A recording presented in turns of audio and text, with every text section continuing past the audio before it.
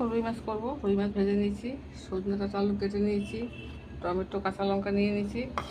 এবার দেখাচ্ছি। এই দেখুন পাঁচফোড়ন দিয়ে দিলাম, পাঁচফোড়ন তো দিয়ে দিয়েছি। তেজপাতা দেবো, পাঁচফোড়ন তেজপাতা ফোড়ন দিয়ে দিচ্ছি। এটা সাদা ঝোলই হবে, লাল হবে না। দিকে কাঁচা লঙ্কা দিয়ে দিতে, খুব বদমাস সাথে আদা কিন্তু কাঁচা লঙ্কা দিয়েছি, সবজিগুলোকে দিয়ে দিয়েছি, সজনে ডাঁটা আলু। এবার নুন ফুল দিয়ে দেবো, ধনে জিরে হলুদ, আর এখানে দিয়েছি নুন কাঁচা লঙ্কা টমেটো। এবার মশলাগুলো দিয়ে দিচ্ছি। এবার এটা গোলমরিচ কাঁচা লঙ্কা দিতে হবে, পাতলা জল হবে। এই দেখুন এবার জল দিয়ে দিচ্ছি,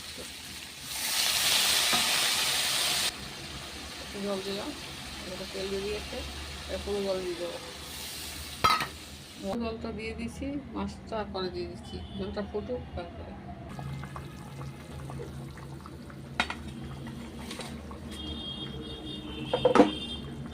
দেখুন আমার ঝোল ফুটছে, কেমন লাগছে বলবেন। দেখুন আমার ঝোল ফুটছে, কিরকম লাগছে। হয়ে গেছে, আমি ঝোল রাখবো, গ্যাস কম তো, 8জন লোক খাবে তো হয়ে যাবে। বন্ধ করে দিলাম গ্যাস। দেখুন আমার সজনা ডাঁটা দিয়ে পাতলা ঝোল হয়ে গেছে, কাতলা মাছের পাতলা ঝোল। কিরকম লাগলে ভালো লাগলে লাইক শেয়ার করবেন। বন্ধ করে দিলাম।